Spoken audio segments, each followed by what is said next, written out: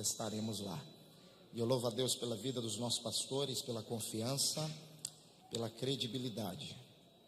Todos os demais obreiros desta casa também, e a todos quantos estão aqui presentes, aqueles que estão nos assistindo via internet. Deus tem uma palavra para a sua vida nesta noite. Mateus capítulo 17, é um texto bastante conhecido. Vamos ler a partir do versículo 14. Todos encontraram? Deus abençoe também ao pastor Átila. Deus continue abençoando a vida do senhor. Pastor Rocha, pastor Minervaldo, isso mesmo. Deus abençoe aos demais pastores. Versículo 14, todos encontraram? E quando chegaram à multidão, aproximou-se dele um homem, pondo-se de joelhos diante dele e dizendo: Senhor, tem misericórdia de meu filho, que é lunático e sofre muito, pois muitas vezes cai no fogo e muitas vezes na água. E trouxe-o aos teus discípulos e não puderam curá-lo. E Jesus, respondendo, disse: ó geração incrédula e perversa, até quando estarei eu convosco, e até quando vos sofrerei? Trazei-mo aqui. E repreendeu Jesus o demônio que saiu dele, e desde aquela hora o menino sarou. E desde aquela hora o menino sarou. Então os discípulos, aproximando-se de Jesus em particular, disseram: por que não podemos nós expulsá-lo? E Jesus lhes disse: por causa da vossa pequena fé, porque em verdade vos digo que, se tiverdes fé como um grão de mostarda, direis a esse monte: passa daqui para acolá, e há de passar, e nada vos será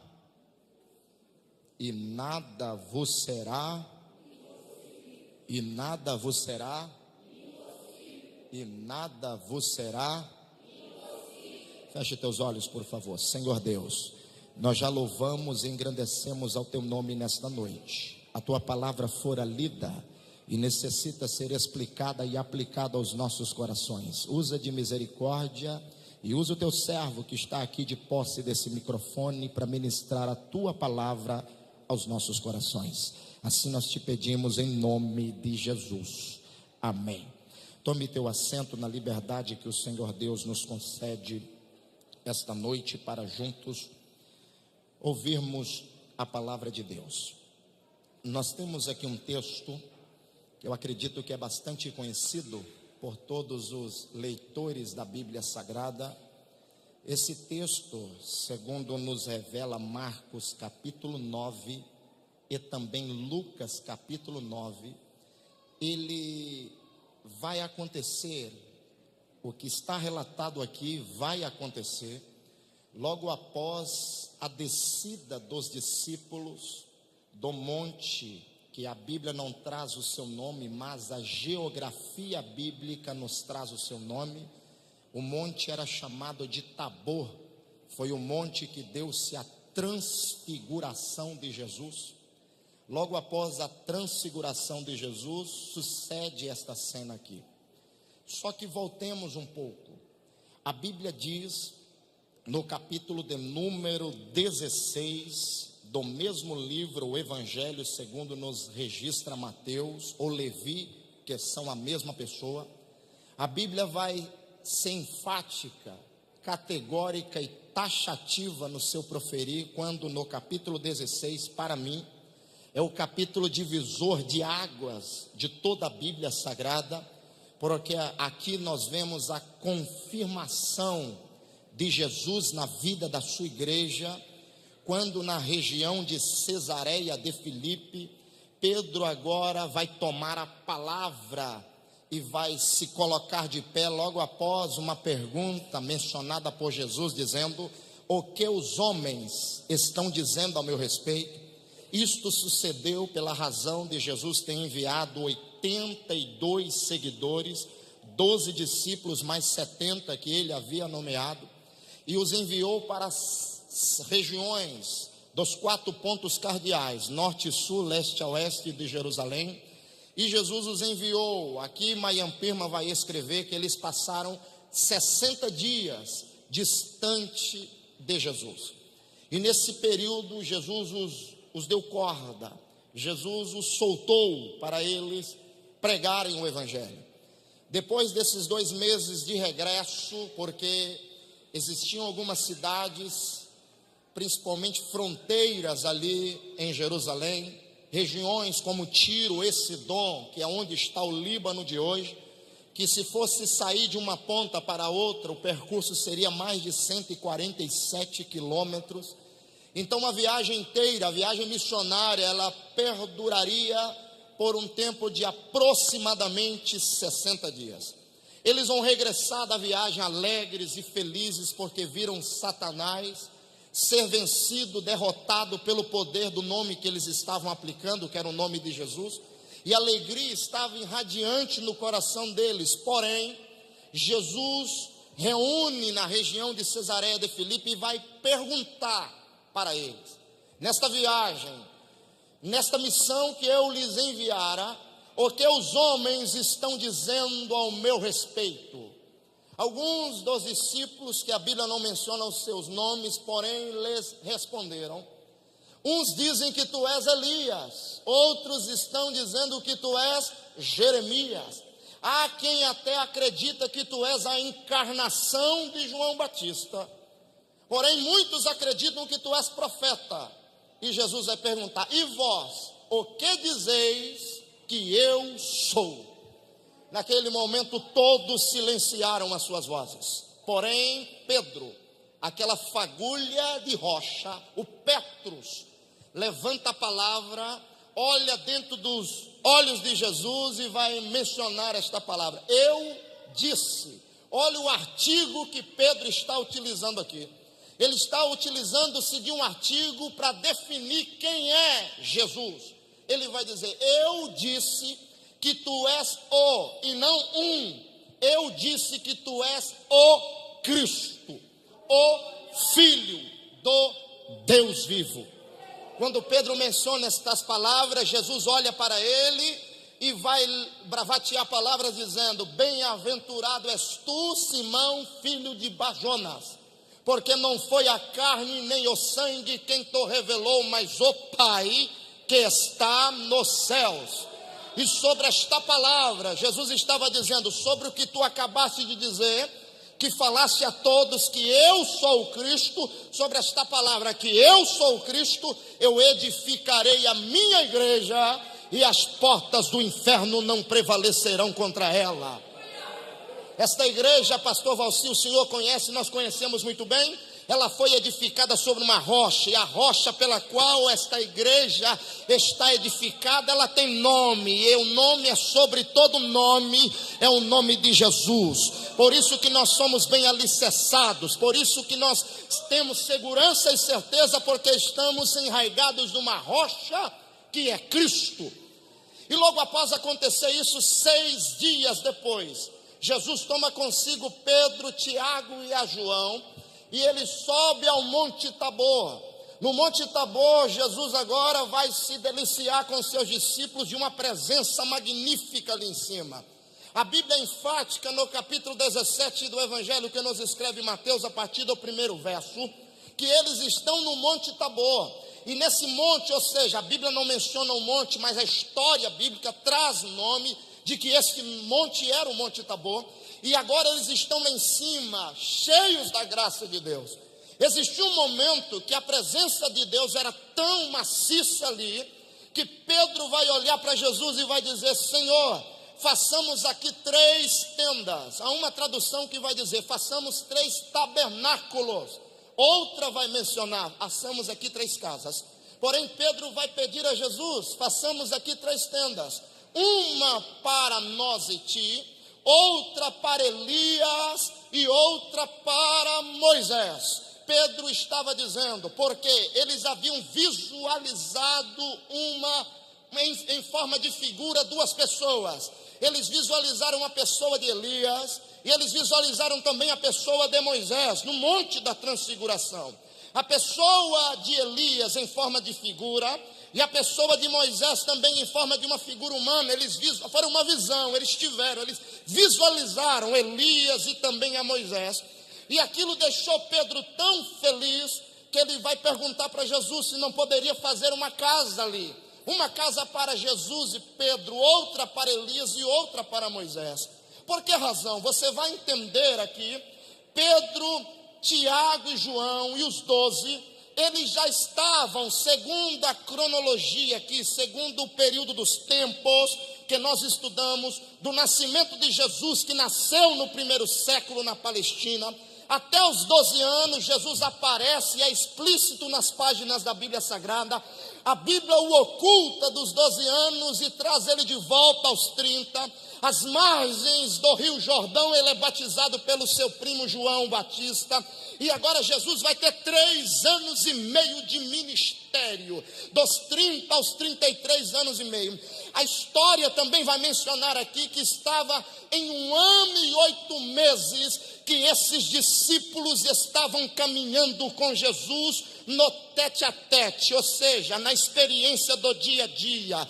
Pedro sabia muito bem que lá embaixo estava Jerusalém, e que Jerusalém, segundo menciona Mateus 23, matava os profetas e apedrejava aqueles pela qual lhe fora sempre enviados. E Pedro sabia que Jesus poderia estar correndo o risco de vida, regressando a Jerusalém. Pedro então pensa: vamos construir uma casa aqui para nós, porque esse ambiente está gostoso, porque onde tu estás, Jesus, não dá vontade de sair de perto de ti, porque a tua presença, ela contagia o ambiente de forma prazerosa. E Pedro sabia que Jesus estava com eles lá. O corpo de Jesus foi transfigurado naquele momento, ou seja, a mesma glória que ressuscitou ele dentre os mortos, como está escrito no grego, ektonekron, não foi dos mortos, porque a morte não teve poder de conter ele no mundo dos mortos, mas foi ressurreição dentre os mortos. O túmulo que emprestaram para ele durou apenas 3 dias e 3 noites e meia, porém nós entendemos que agora, o mesmo corpo que ele foi ressuscitado em glória, ele foi transfigurado naquele monte. E a glória de Deus vai manifestar de uma forma extraordinária, que os discípulos não queriam sair dali. Observe bem isso aqui. Eles já estavam há quase 2 anos caminhando com Jesus. No Monte Tabor eles visualizaram a glória de Jesus. Eles viram o corpo, eles tiveram esse privilégio. Eles viram o corpo de Jesus transfigurado, eles viram o corpo de Jesus em glória. Da mesma forma que nos revela o Salmo 24 e o verso 7. Abri, ó portas eternas, as vossas entradas, para que entrai o Rei da Glória. E os anjos que estão, os atalaias de Deus que estão no parapeito da eternidade, estão perguntando: quem é este, o Rei da Glória? E esse salmo é escrito por Davi quando estava trazendo a arca da casa de Obed-edom, o geteu, para Jerusalém. Davi vai escrever esse salmo apontando que a arca estava representando o Senhor da glória entrando em Jerusalém. Só que também é um salmo profético apontando para a entrada triunfal de Jesus, ou o regresso dele à eternidade novamente. Com essa mesma glória, o corpo dele foi transfigurado naquele dia. E eles viram essa glória, eles viram esse poder, eles viram a glória de Cristo maciça de tal forma que o céu se rasgou de eternidade a eternidade, e uma voz ecoou dizendo: este é o meu filho amado em quem me comprazo, a ele ouve. Observe que aquele lugar estava tomado da presença de Deus. Porém, vai passar aquele momento, o dia vai amanhecer. Quando o dia amanhece, Pedro, Tiago e também a João e os demais discípulos estão caminhando no amanhecer da aurora. Daqui a pouco alguém vai se aproximar deles. Um pai pega o seu filho e o deposita aos pés daqueles que já estavam há quase 2 anos visualizando grandes milagres da parte de Jesus. O pai pega o filho, que a tradição fala de lunático, porque ele tinha descendência grega, e os gregos acreditavam em uma tradição que cada fase lunar representava o poder de um Deus que manifestava a cura na vida daqueles que estavam enfermos. Esse lunático aqui, dentre a sua crença, estava fracassado, porque o Deus lunar, segundo os gregos, não teve poder de libertar o demônio que estava na vida daquele jovem. Porém o pai, desesperado, ficou sabendo: tem alguém lá em cima do monte que tem poder para curar. Tem alguém lá em cima do monte que quando ele fala, a terra treme diante da sua voz. Tem alguém em cima do monte que quando ele abre a boca, cala-se diante dele toda a terra. E o desespero foi tão grande que ele nem esperou Jesus. Ele foi de encontro aos discípulos dele, porque é óbvio, aqueles que andam com Jesus herdaram o seu poder também, porque ele mesmo diz lá em Lucas capítulo de número 10, 12 e 49, eis que eu vos dou poder, ou seja, poder. Ele manifestou esse poder nas nossas vidas. Então ele possivelmente acreditava que os seguidores dele dariam o seu poder também para curar e operar sinais e maravilhas. Ele pega o filho, joga aos pés dos discípulos, e os discípulos não puderam fazer nada. O pai, em desespero, olha o fracasso dos discípulos, pega o filho lunático, possesso, leva aos pés de Jesus e ainda vai denunciar a incredulidade dos discípulos, dizendo: os teus discípulos não puderam fazer absolutamente nada pelo meu filho. Olha a reação, para toda ação tem uma reação. Olha a reação de Jesus. Eu vou conjecturar, usar um recurso de hermenêutica para você entender. Eles estavam na noite anterior, no Monte Tabor, visualizaram o céu se abrindo, viram Deus Todo-Poderoso dando testemunho do seu filho. Eles tiveram uma visão, vendo Moisés e Elias representando a lei e os profetas, cumprindo na pessoa bendita de Cristo. Eles já estavam há quase 2 anos, eles já tinham visualizado Jesus entrando na casa de Jairo, olhando para Cleonice, sua esposa, olhando para Jairo e chamando aquela palavra em aramaico, Talita Cumi, que não é nome de pessoa, mas é uma expressão, filhinha minha. Era uma intimidade, era uma forma que só Jairo e a sua esposa usava para despertar sua filha. Seria como se Jesus estivesse entrando na intimidade daquele casal.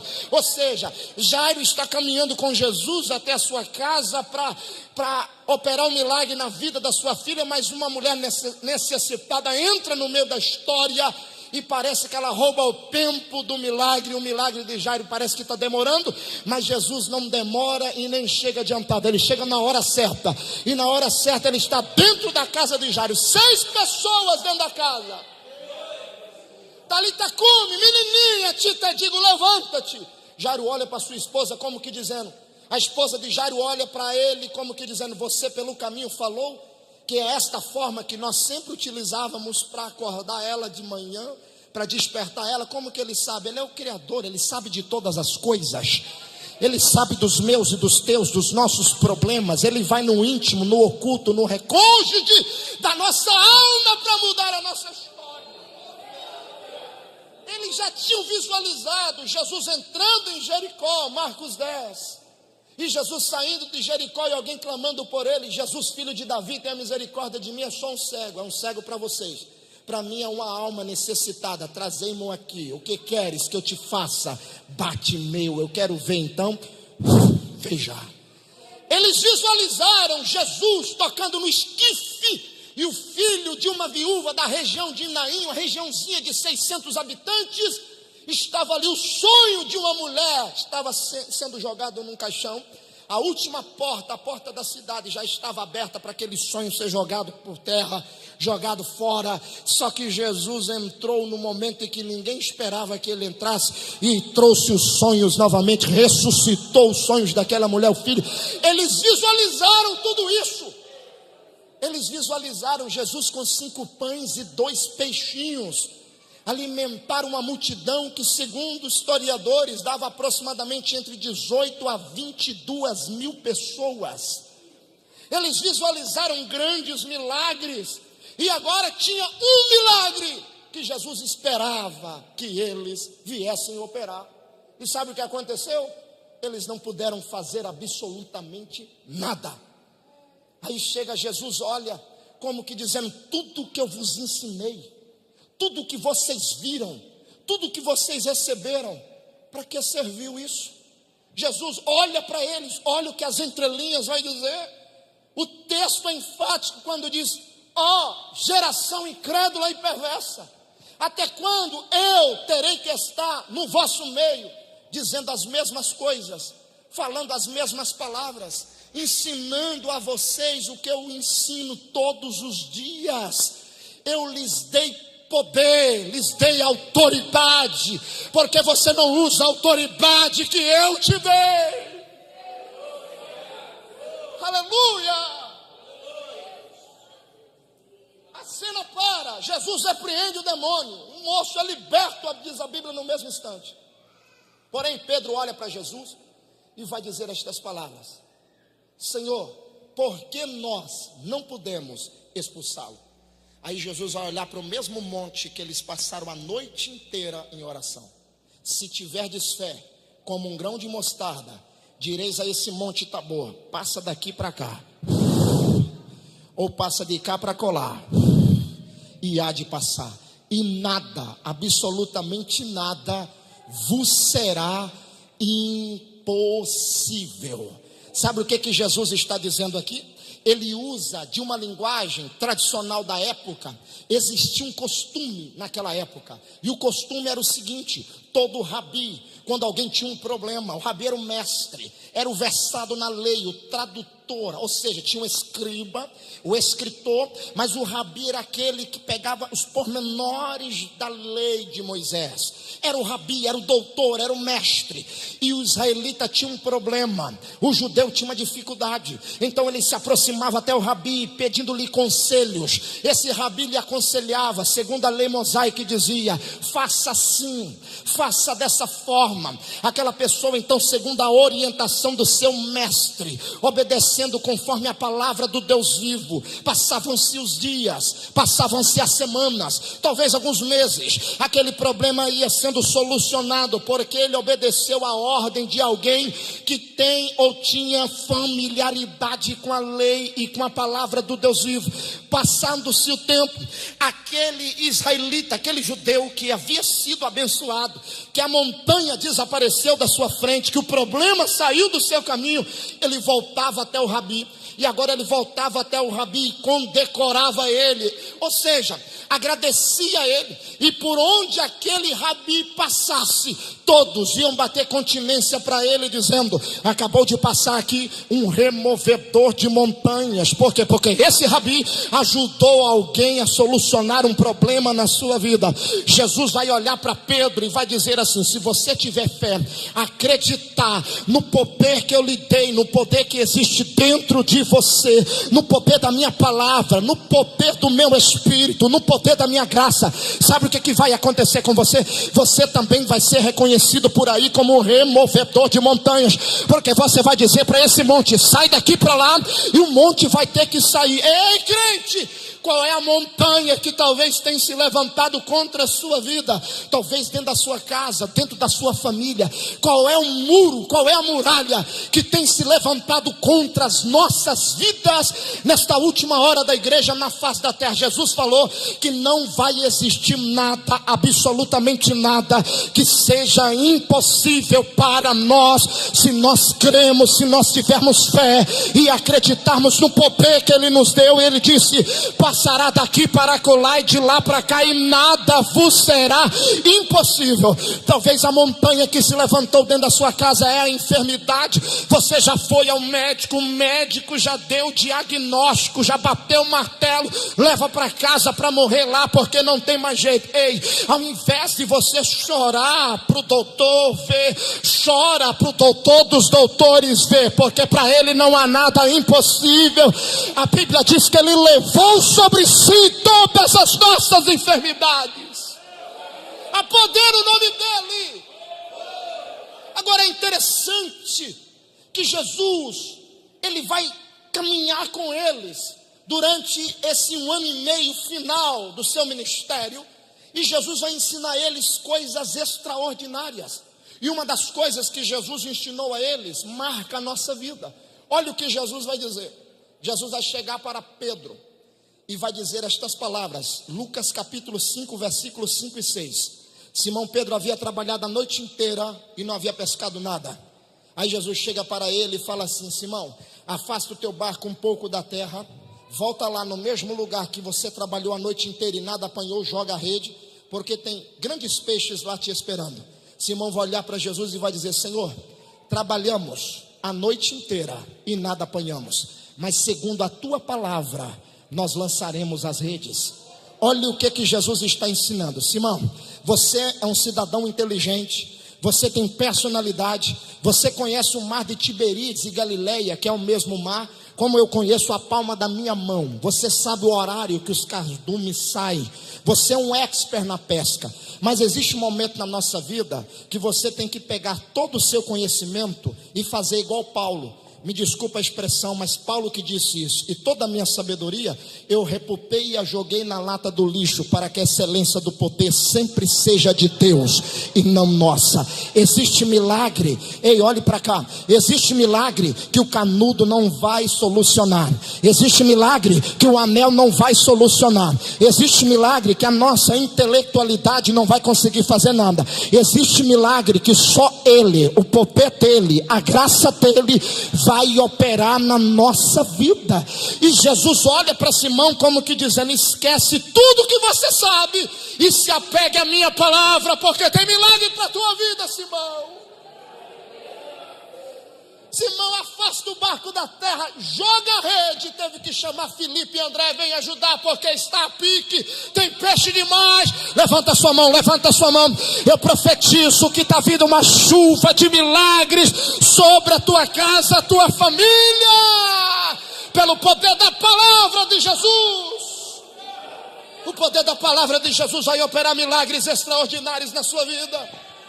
Pode ser que as portas todas estejam fechadas. Pode ser que você não tenha condições cabíveis de visualizar o escape e a saída. A palavra de Deus, como diz Hebreus 4:12, ela vai até dentro da divisão da alma. E eu desafio qualquer médico a vir aqui e dizer: aonde está a divisão da alma e do espírito? Ninguém consegue desvendar esse mistério, mas a palavra de Deus vai lá. A palavra de Deus vai lá, ela vai na divisão da alma e do espírito, ela entra entre juntas e medulas, e ela consegue discernir o que é melhor para mim e para você, porque o poder da palavra de Deus. Aleluia. Mateus capítulo 8, o centurião olhou para o mestre e disse: eu tenho um criado, tenho 3.000 à minha esquerda, 3.000 à minha direita, sou um homem de autoridade, a minha palavra tem poder. Sou um centurião romano, só que tenho um criado, eu tenho um apreço muito grande por ele. E tem um detalhe, mestre: a minha palavra não tem o poder que a tua tem. Ele está enfermo, miseravelmente enfermo, faça alguma coisa. Jesus olhou para ele e disse: nunca vi tamanha fé em todo Israel. Aí Jesus vai dizer 3 palavras: eu irei curá-lo. Quantas palavras disse Jesus? Diga comigo: eu irei curá-lo. Esse homem crente, ele acreditava tanto no poder da palavra de Jesus, que ele vai olhar para Jesus e vai dizer: para que dizer 3 palavras?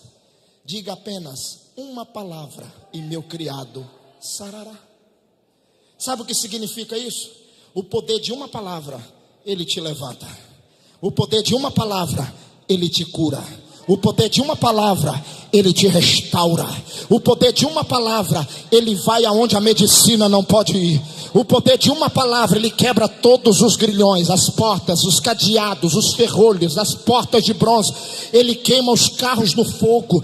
O poder da palavra dele na sua vida nessa noite pode mudar por completo a sua história.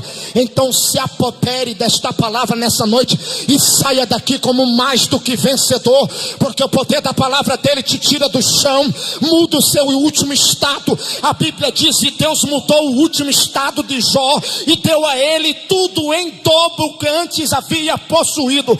A última palavra na tua vida não vem do médico, não vem do diabo, não vem do deserto, não vem da carne, não vem dos inimigos. A última palavra na vida desta igreja vem do trono de Deus, do poder de Deus, da graça de Deus. É a palavra de Deus para você. Ainda não é hora de parar. Levante, caminhe um pouco mais. Vai, porque o teu milagre está mais perto de ti do que o dia que você aceitou a fé. Para concluirmos, Jesus pega eles, mais um ano e pouquinho, chega perto deles e vai dizer assim: olha, vocês querem ser mais do que vencedores? Lá atrás vocês me perguntaram por que nós não podemos expulsar aquele demônio. Se apoderem da minha palavra e vocês vão ver coisas extraordinárias acontecer na vida de vocês. Como diz João 15, versículos 5, 6 e 7. Vós já estáis limpos pela palavra que eu tenho falado. Se as minhas palavras estiverem em vós e vós em mim, pedis o que quiser e vos será feito. Olha o que Jesus está dizendo. Se as minhas palavras estiverem em ti e você estiver nas minhas palavras, não existe nada que você não peça que eu não possa te dar. É isso que Jesus está dizendo. É simples, é viver segundo a palavra. Aqui é uma bússola, isso aqui é diferente. Ora, crente, olhe para cá por favor. Nós estamos confundindo os valores. Nós estamos mais preocupados com o relógio do que com a bússola. Qual a diferença de um relógio para uma bússola? O relógio, ele é a transliteração do tempo. O relógio nos preocupa. Olha, hoje as moças, ontem eram bebezinhas e já estão preocupadas. Adolescentes já estão preocupados em construir família, porque o relógio faz a pessoa se preocupar com o dia de amanhã. Aí Jesus desce na terra e coloca na cara do homem uma bússola. Por quê? Porque a bússola, ela não tem o ponteiro do relógio. A bússola, ela é um mapa que te leva para a direção certa. Enquanto você está preocupado com o tempo, Deus está preocupado em te dar direção. Enquanto você está preocupado com amanhã, Ele está preocupado em te dar a direção certa para você triunfar, para você conquistar, para você vencer na vida.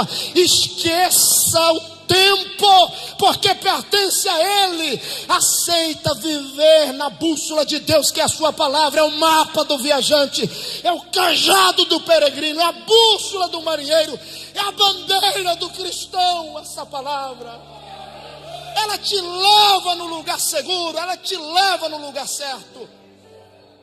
Preocupe não, rapaz. Olha os lírios, olha os passarinhos. Jesus mandou, quando você estiver muito ansioso, vá para o meio de um mato, vá para um sítio, para uma fazenda, para uma chácara, vá próximo à lagoa, olhe os passarinhos, aí ouve a voz do Criador. Ide, portanto, a todo mundo, pregai o evangelho a toda criatura. Quem crer e for batizado será salvo, quem não crer será condenado. Aí ele vai dizer uma palavra interessante. E em meu nome, olha o que ele vai dizer. E em meu nome expulsarão demônios, falarão novas línguas, pegarão ou pisarão em serpentes e escorpiões, e se beberem alguma coisa mortífera, nada vos causará dano algum. E ele lá em Mateus 28, ele vai dizer assim, o verso 20: e eis que eu estou convosco todos os dias até a consumação dos séculos. Sabe o que ele está dizendo aqui? Eu vou para a eternidade, mas enviá-lo-ei sim outro Consolador. Ele vai habitar dentro de vós, o Espírito Santo. Só que eu quero que esteja na boca de vocês uma autoridade todos os dias. É a força motriz do milagre, é o motor de arranque do milagre. O que? O meu nome. vai chegar na tua casa hoje, e a paz de espírito estará dentro do seu lar. Sabe por quê? O nome dele é o nome que está acima de todo nome. E lá em Filipenses 2, versículo 5 a 11, disse Paulo: que haja em vós o mesmo sentimento que houve em Cristo Jesus, que sendo Deus, não teve por usurpação querer ser igual a Deus, antes aniquilou a si mesmo, se esvaziando até a morte de cruz, pelo que o Deus Pai o exaltou soberanamente. Ele deu um nome que está acima de todo nome, para que o nome de Jesus Cristo, seu Filho, se dobre todo joelho que está nos céus, na terra e debaixo da terra, e toda língua venha confessar que Jesus Cristo é Senhor, Senhor, Senhor, para a glória de Deus Pai. O nome que você carrega na tua alma é Senhor dos três mundos, é Senhor do céu, é Senhor da terra e é Senhor debaixo da terra. Os anjos têm que sujeitar a ele, os homens têm que sujeitar a esse nome, e o inferno tem que se sujeitar ao nome dele. Então de que você está com medo, crente? Se coloca de pé em nome de Jesus. Joga esse medo por terra nessa noite. O nome dele é poder. É no nome dele que a igreja está triunfando. É no nome dele que a igreja está sendo vitoriosa. É no nome dele. Ele disse: em meu nome, em meu nome, em meu nome que todas as coisas vão acontecer. A enciclopédia britânica, a Barça, ela fala do nome dele 33 mil vezes. Fala mais do nome de Sócrates, de Aristóteles e de Platão, filósofos gregos. Fala mais no nome. Fala mais no nome de Jesus que no nome de Mussolini e de Valdez, que em todas as suas filosofias negou a existência de Deus. A enciclopédia britânica, a Barça, fala mais do nome de Jesus que é do nome do Aedes aegypti, o mosquito da dengue. Olhe para cá.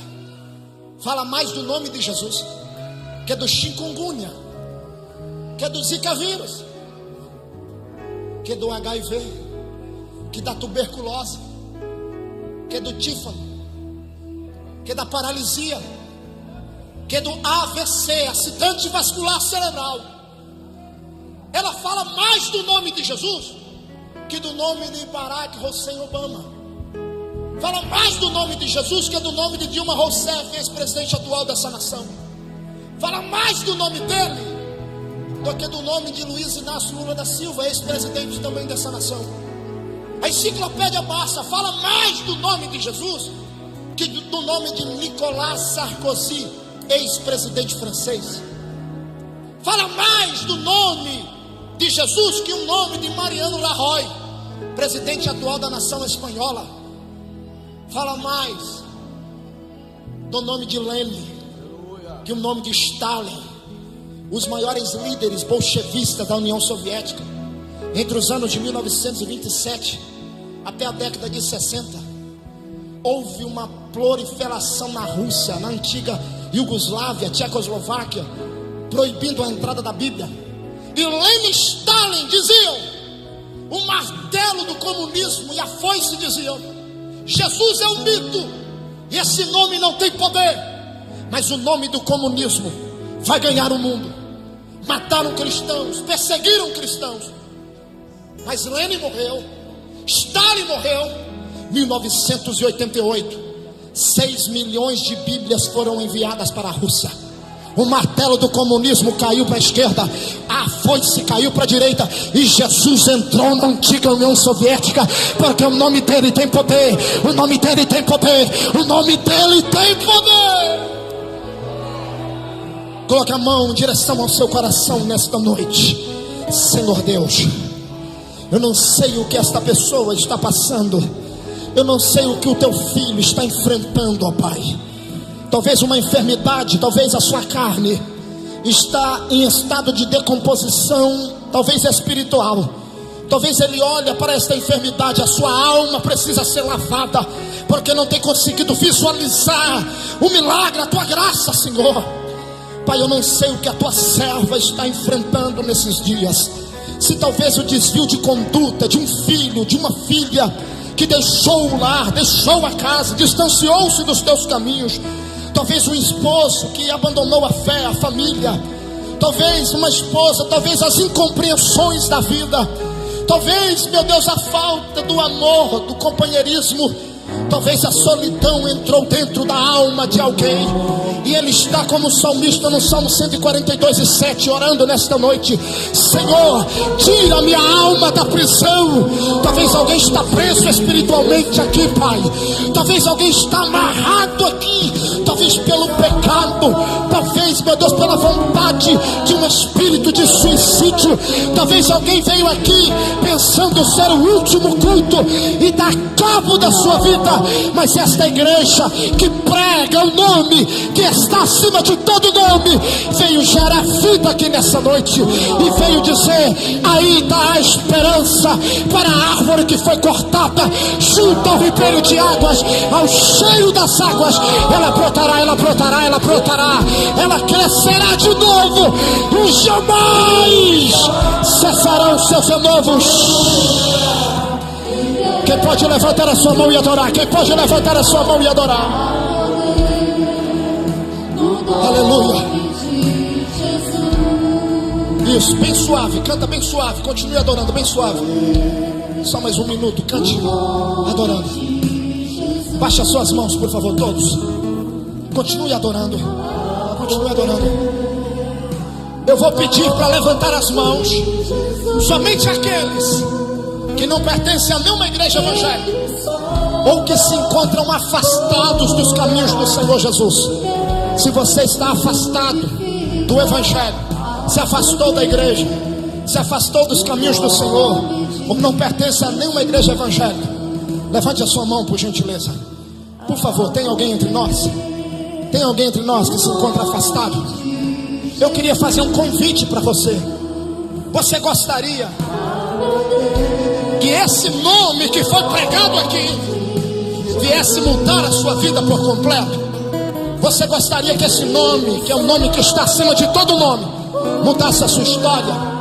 Então eu queria convidar você que se encontra afastado ou afastada, sai do teu lugar, vem aqui à frente receber a esse nome que está acima de todo nome. Venha, sai do teu lugar e venha, dá um passo para Ele nesta noite. Jesus está te chamando.